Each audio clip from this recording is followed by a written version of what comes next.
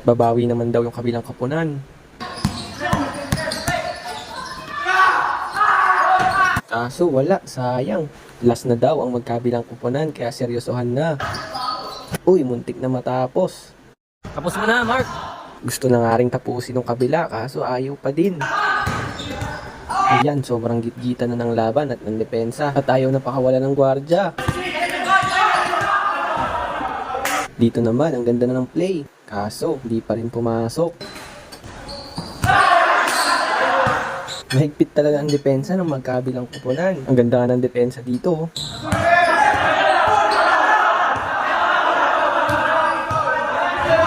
At sa dulo, natapos din.